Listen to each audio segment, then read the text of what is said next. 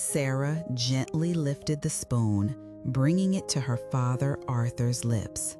He stirred, his eyes, once sharp and full of life, now held a distant, clouded gaze. "Just a little more, Dad," she murmured, her voice soft, imbued with endless patience. He chewed slowly, then looked at her, a flicker of recognition, quickly replaced by something else. "You're not my daughter," he said, his voice a low rumble, not accusatory, just stated as a simple fact. This phrase had become a daily refrain, a heartbreaking echo in their quiet home. Sarah would simply sigh, a pang in her chest, and remind herself that this was the dementia speaking, not her father. Arthur had been battling Alzheimer's for years, and while some days were better than others, the daughter delusion was stubbornly persistent. She'd spend her days navigating the labyrinth of his confusion, guiding him through meals, walks in the garden, and the endless loop of forgotten stories.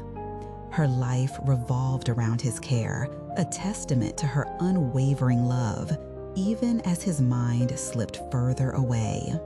She was his rock, his memory, his everything, and yet to him, she was a stranger.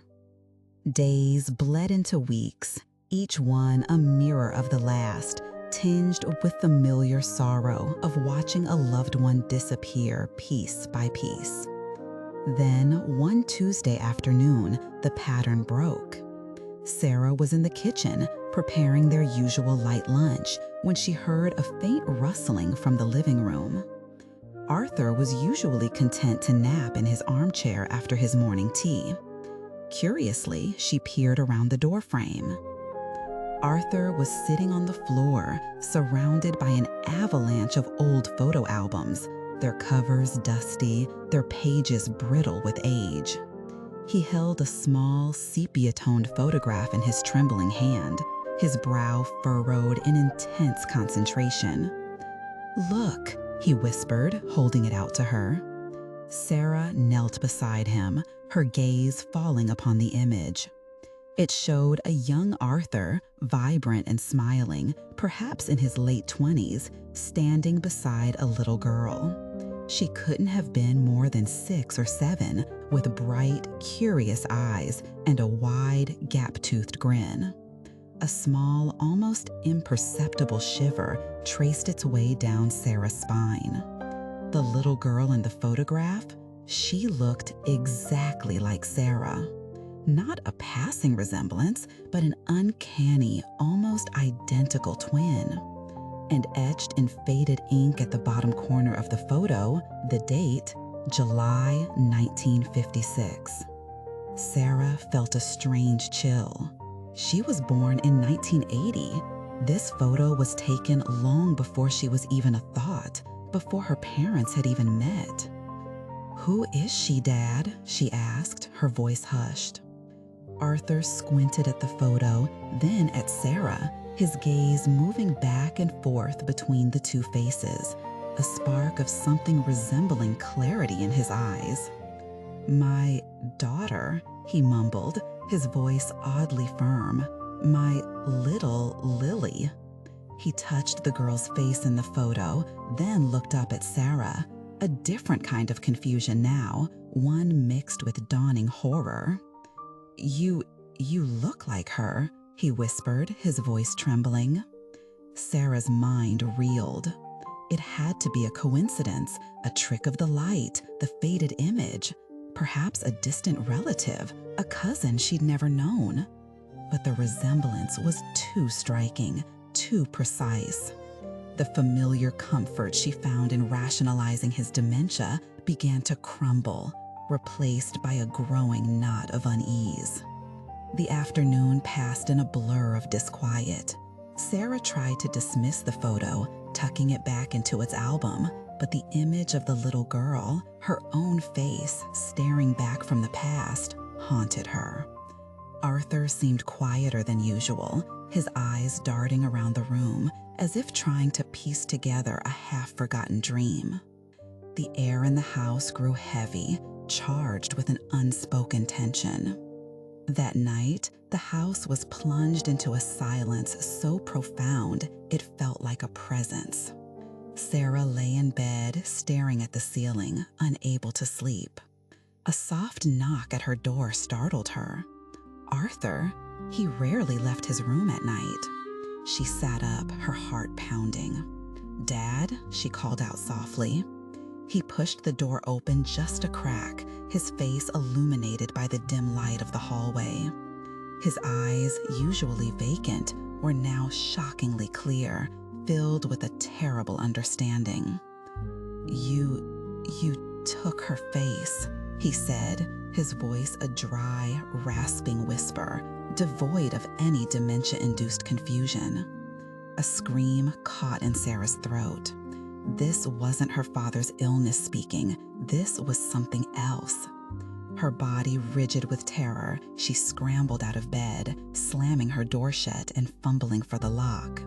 The click echoed unnervingly in the sudden darkness.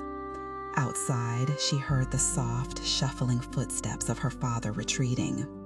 She leaned back against the door, hyperventilating, trying to make sense of what he'd said. "You took her face." Then, the lights in her room flickered erratically, casting dancing shadows across the walls. The air grew cold, heavy. Sarah's eyes darted to her full-length mirror. Her reflection stared back, but it wasn't right. As she watched in horror, the smooth skin around her eyes began to wrinkle, her cheeks sagged, faint lines deepening into creases. Her dark hair, once lustrous, thinned and grayed before her very eyes. Her reflection was aging, rapidly, impossibly, like a time-lapse video playing out in terrifying real time. Her once vibrant young face withered, becoming gaunt and ancient. It was the face of an old woman, a stranger, staring back at her from the silvered glass. The flickering stopped, plunging the room into oppressive stillness. The reflection, now irrecoverably changed, remained.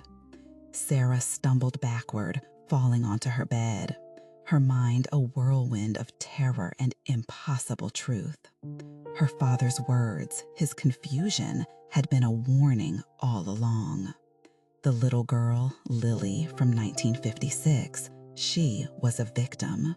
And Sarah, the woman who had unknowingly inherited her face, was now living the consequences of a stolen life. The world outside her room continued, oblivious to the monstrous secret held within. The loving daughter, the patient caregiver, was gone, replaced by a terrified stranger wearing a borrowed face, a face that was now rapidly decaying. Arthur's dementia hadn't been a loss of memory, but perhaps a slow, painful awakening to a truth too terrible for his mind to fully grasp until the very end. The beautiful irony was that he finally remembered, just as she finally understood. And now she understood why she was not his daughter. She never had been. This story, chilling in its implications, invites us to consider the hidden layers of reality, the secrets that may lie beneath the mundane surface of our lives, and the quiet horrors that sometimes accompany profound truths. It makes us wonder, what if the unexplainable is not just confusion, but a forgotten memory attempting to surface? If this tale resonated with you, or perhaps sent a shiver down your spine, I invite you to share your thoughts in the comments below. Have you ever encountered a mystery that defied easy explanation?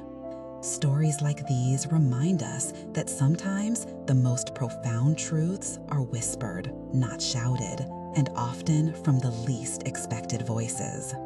Don't forget to like this video and subscribe for more stories that explore the quiet corners of the human experience.